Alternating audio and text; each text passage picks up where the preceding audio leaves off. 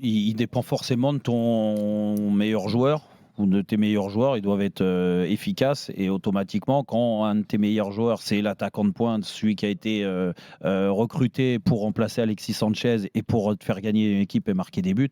Bien sûr que si Aubameyang il est bien sur le terrain, il marque des buts, je pense que Marseille arrivera à prendre beaucoup plus de points qu'ils le font actuellement.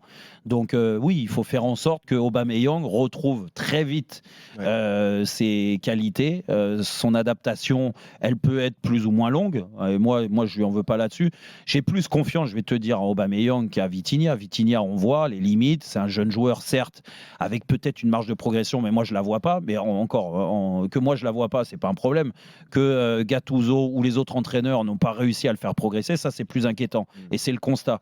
Après, Aubameyang, je te répète, même si, alors certains vont dire oui, mais à 34 ans, 35 ans, 34 ans et demi, il va moins vite que quand il avait 25 ans. Ok, mais sa vitesse, normalement, il doit l'avoir encore, et que ça vient aussi d'un point de vue mental, et ça vient, comme l'a dit Gattuso, de l'animation des joueurs qui sont autour de lui, qui arrivent à le servir dans les bonnes conditions.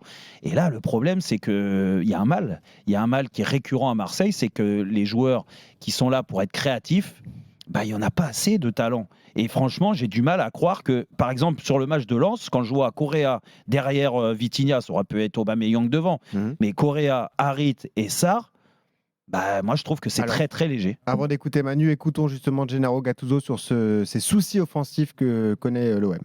On arrive souvent dans les 30 derniers mètres adverses et il faut insister sur les difficultés que l'on a dans cette zone.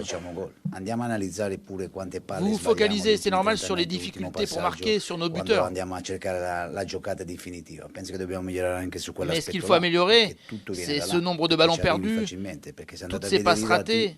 Je crois que le problème vient surtout de là. On va souvent dans le camp adverse, mais on doit s'améliorer dans cette zone. Manu, est-ce que c'est le bon constat ou c'est une manière de protéger Aubameyang ? Non, je suis d'accord avec lui. Je suis d'accord avec lui parce que il y a énormément de déchets dans la zone de vérité, dans la surface de réparation. Pour répondre à ta question, Aubameyang, c'est quoi déjà la question ? Est-ce que le redressement de l'OM dépend d'Aubameyang ? Il ne dépendra pas que de lui. Mais il a sa part à jouer de responsabilité parce qu'il y a quand même, il y a eu une période en début de saison avec l'OM qui était bizarre.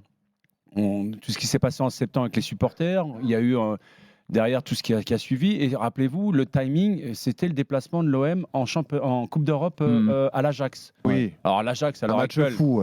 Et ils sont bons derniers de l'Eredivisie, mais quelque part, je me dis. Il claque 2 buts dans ce match-là et on voit une équipe conquérante qui a envie de renverser la table, qui a envie justement de donner l'espoir aux supporters. Un but en Ligue 1. Oui, d'accord, mais il a claqué un doublé dans ce match-là parce que les joueurs, tout le monde avait à cœur justement de faire oublier ce qui se passait, la tempête qu'il y avait dans le club.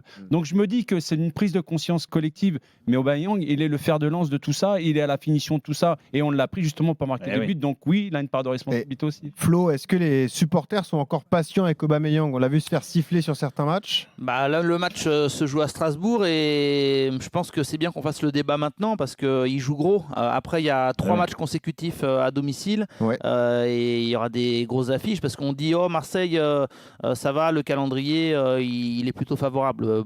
Après il y aura quand même la réception de Rennes et Lyon. C'est pas parce que ce sont des équipes mal classées que ça va être gagné d'avance pour différentes raisons. Donc honnêtement le réveil d'Aubameyang, pour répondre au débat, je crois qu'il faut qu'il intervienne tout de suite parce que sinon il a déjà été pris en grippe par le public du Vélodrome. Ça va devenir une habitude, une mauvaise habitude. On peut comprendre aussi l'impatience et on va pas refaire les débats sur Alexis Sanchez, etc. Mais on peut comprendre cette amertume de la part des supporters. Donc, la comparaison, si il ne met pas tout le monde d'accord, je pense, dès demain, attention aux oreilles qui sifflent à partir de jeudi contre l'Ajax. Et puis Flo, pour finir sur ce débat sur Aubameyang, même si c'est pas sa personnalité, en effet, et qu'elle ressemble pas du tout à la personnalité d'Alexis Sanchez, une personnalité qui correspondait totalement à ce que les gens veulent au stade Vélodrome et d'un joueur qui représente l'Olympique de Marseille. Marseille, c'est cette combativité, cette façon de exciter aussi ses coéquipiers quand ça va pas, cette fameuse grinta. Je pars du principe que quand tu es un joueur leader, et c'est le cas d'Aubameyang, par rapport à son statut, et ben force-toi un petit peu. Il doit se faire un peu violence, je suis d'accord exactement. avec toi. Tu vois, tu dois pas qu'il se fasse siffler. Je pense que il est passé dans des grands clubs. C'est pas la première fois que ça va lui arriver. Et les grands joueurs, en général, ils arrivent à passer outre. Ils se disent oui, ok, il y a ce manque de confiance en ce moment. Mon ratio occasion-but, il est insuffisant.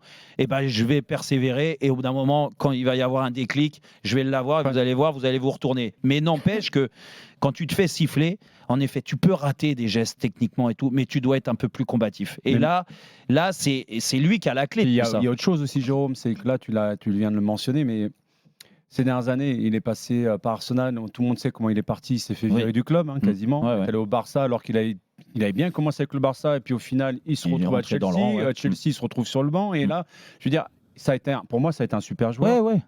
Et je me dis que terminer sa carrière sur les 3 dernières saisons comme ça, ça me laisserait un goût amer. Si j'étais à la place de Aubameyang, c'est une question de fierté pour moi. Il a fait 2 saisons à 22 buts en première ligue, mais la dernière remonte à 2020. Non, mais c'est vrai, t'as raison. Après, s'il a plus les moyens physiques, tout ça, je peux comprendre à 34 ans. Mais en plus, il est aussi tributaire de ses collègues puisqu'il est devant. Il n'est pas au milieu.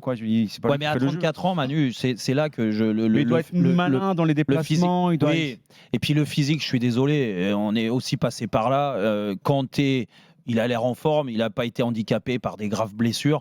Donc automatiquement, c'est pas que le physique. Et en plus, moi, je pense que c'est la tête aussi. Et tu l'as dit, quand tu passes d'Arsenal, tu es viré, tu passes à Barcelone ou tu joues plus à Chelsea, pareil, tu te retrouves à Marseille, il doit se faire violence. Parce que s'il se fait pas violence, le talent va pas suffire. Et c'est important pour Marseille puisqu'il a un contrat long jusqu'en 2026. Aubameyang.